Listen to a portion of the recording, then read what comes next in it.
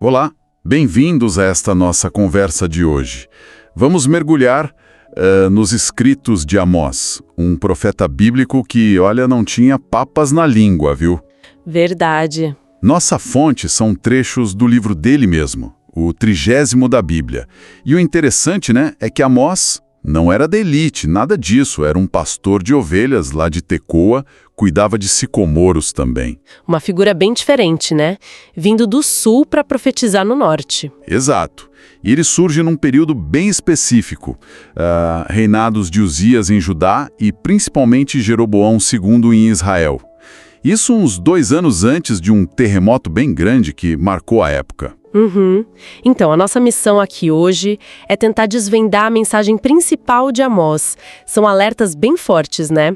Sobre julgamento divino contra a injustiça social, religião de fachada, corrupção. Muita coisa. Mas também, e isso é chave, tem uma promessa de restauração no final, que é surpreendente. Então vamos começar a abrir esse pacote. O Reino do Norte, Israel, com Jeroboão II, vivia um momento, assim, de aparente prosperidade. Uma época de ouro, né? Pelo menos parecia. Parecia. Tinha sucesso econômico, vitórias militares, aquela sensação de segurança.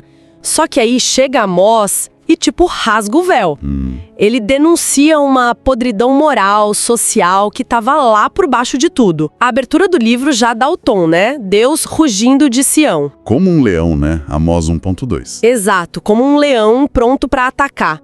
É um som que impõe autoridade, sabe? Anuncia que o juízo tá vindo, não é um sussurro, é um trovão mesmo. E ele começa de um jeito curioso, né? Não vai direto para Israel. Ele olha para as nações em volta primeiro. Síria, Filisteia, Tiro, Edom. Parece que tá todo mundo na lista. Exatamente. E o ponto aqui não é só listar os vizinhos, mas o princípio por trás disso. Deus tem um padrão de justiça que vale para todo mundo. Universal. Ah, interessante isso. Não importa se você faz parte do povo da aliança ou não.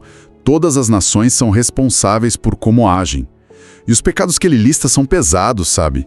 Crueldade em guerra, tipo a Síria em Gileade. O que eles fizeram lá? Tortura com trilhos de ferro, uma coisa horrível. Aí você tem Gaza e Tiro envolvidas com tráfico de escravos, entregando povos inteiros para Edom. Nossa. Edom, por sua vez, com aquele ódio implacável contra Israel, que era considerado irmão. Guerra constante. Quebra de laços, né? Total. E tem até profanação, como Moabe queimando os ossos de um rei inimigo. Quer dizer, são atos de violência, traição, desrespeito. Então o recado é: existem limites básicos de decência humana, de respeito, que valem para geral, e Deus se importa com isso. Com certeza. E as consequências anunciadas são igualmente duras. Fogo nos palácios, destruição das cidades, exílio dos líderes. Deixa claro que a justiça divina não é brincadeira. Não mesmo, leva a sério. E depois de mostrar esse padrão universal, aí sim o foco vira para o próprio povo de Deus. Primeiro Judá, o Reino do Sul. E para Judá, a acusação já muda de figura, né? Não são os mesmos pecados dos vizinhos. Sim, aqui a questão central é a relação deles com Deus mesmo. Judá é acusada de rejeitar a lei, a Torá, desobedecer os mandamentos. E a idolatria, né? E seguir a idolatria dos pais, exatamente. A punição também envolve fogo, destruição em Jerusalém. O ponto principal é: ter aliança com Deus, ser o povo escolhido, não é um passe livre. Pelo contrário, né? Pelo contrário, aumenta a responsabilidade. Se você quebra essa aliança, as consequências são sérias. Faz todo sentido. E aí, finalmente, ele chega no alvo principal. Israel, o Reino do Norte. É aqui que ele pega mais pesado, não é? Sem dúvida alguma. A maior parte do livro é para Israel e Amós faz um diagnóstico, assim, implacável da sociedade. As acusações são profundas e conectadas. Primeiro, essa injustiça social absurda. Aquilo de vender gente. Ele descreve gente vendendo os justos por dinheiro, os necessitados pelo preço de um par de sandálias. Imagina. É chocante. Por um par de sandálias. Esmagando os pobres, negando justiça para quem é humilde nos tribunais. E aquela imagem das vacas de Bazã. Ah, essa é forte. Fortíssima. Ele compara as mulheres ricas e fúteis de Samaria a gado de luxo, sabe? totalmente indiferentes à opressão que bancava o luxo delas. É impressionante essa conexão direta que ele faz entre a exploração econômica e a falta de humanidade básica. Mas não era só isso, né? A parte religiosa também estava toda errada. Totalmente. E essa talvez seja a crítica mais afiada de Amós, a hipocrisia religiosa.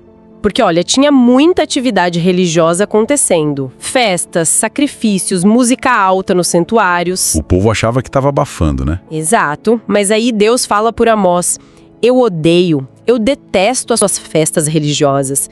Tira de perto de mim o barulho das suas canções. Por quê? Porque não adiantava nada fazer festa e oprimir o pobre do lado. Exatamente, era tudo junto. Faziam os rituais e exploravam os necessitados.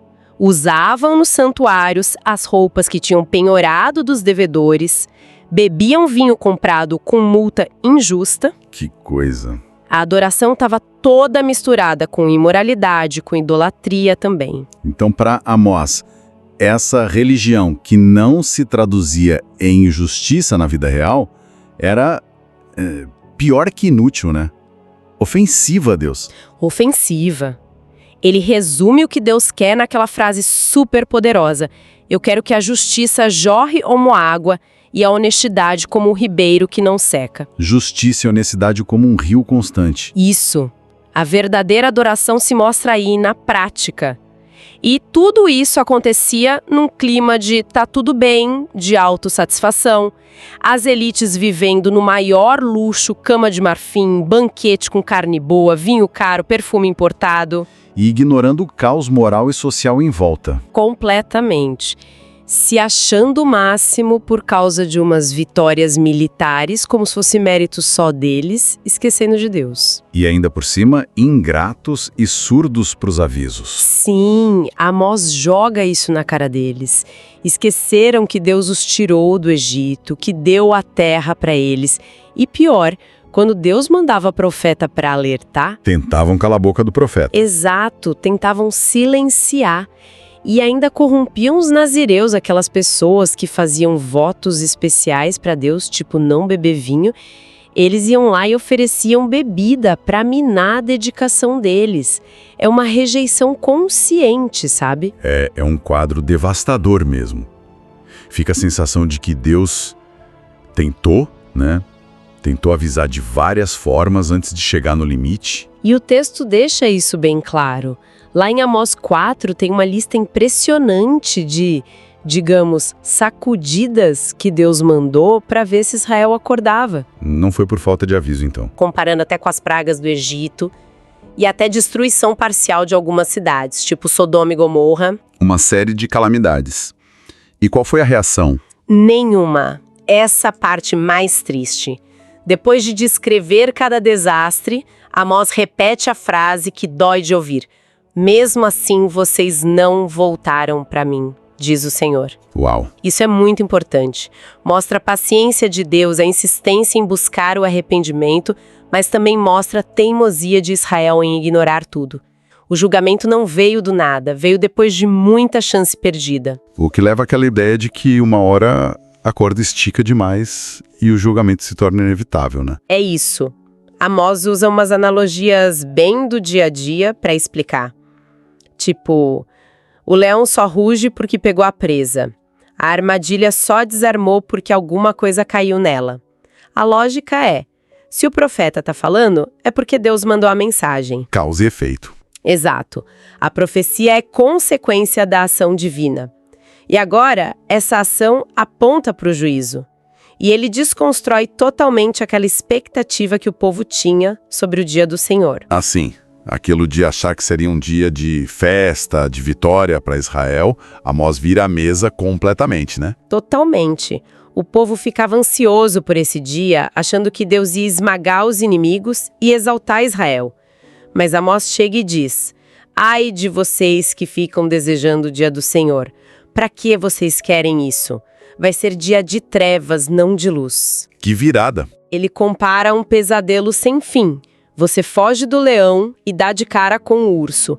Entra em casa para se proteger e uma cobra te pica na parede. Ou seja, vai ser um dia de juízo do qual não dá para escapar de desespero, especialmente para quem confiava numa relação com Deus, mas sem praticar justiça, e não tem para onde correr mesmo. Ele deixa isso claríssimo lá no capítulo 9. Não importa onde tentem se esconder, no fundo da terra, lá no céu, no pico da montanha mais alta, no fundo do mar, ou até mesmo exilada no meio de outras nações. A ordem de Deus para o juízo vai achar a pessoa. A determinação de Deus em lidar com a injustiça e a infidelidade é total. E para ilustrar essa progressão toda, essa certeza do julgamento, Amós teve aquelas visões, certo? Sim. São 5 visões que funcionam quase como capítulos dessa história que vai se desenrolando. As 2 primeiras, gafanhotos destruindo tudo, e um fogo consumidor mostram um juízo ali na porta. Mas aí Amós intercede, ele apela. Senhor, perdoa, como Jacó pode resistir? Ele é tão pequeno. E Deus ouve e suspende o castigo. Mostra que ainda havia uma chance, uma janela para misericórdia. Mas essa janela não fica aberta para sempre. Não fica. Na terceira visão, Deus aparece com um prumo na mão. Sabe como um pedreiro usa para ver se a parede está reta? Sei, para medir o alinhamento. Isso. Deus mede Israel com esse prumo e o resultado tá torto. Completamente fora do padrão divino de retidão. E dessa vez, a frase de Deus muda. Não voltarei a poupá-lo. Acabou a chance. O juízo é certo. Pesado. E a quarta visão? É a da cesta de frutas maduras de verão. Aqui tem um jogo de palavras em hebraico, porque fruta de verão, kites, soa muito parecido com fim, cats. A mensagem é direta. Israel está maduro para o juízo, para o fim. A paciência acabou. Chegou a hora da colheita, mas no sentido ruim. Exatamente. E a última visão, a quinta, mostra Deus em pé, junto ao altar, mandando destruir tudo. O juízo começa justamente no centro do culto que se corrompeu. Ninguém escapa.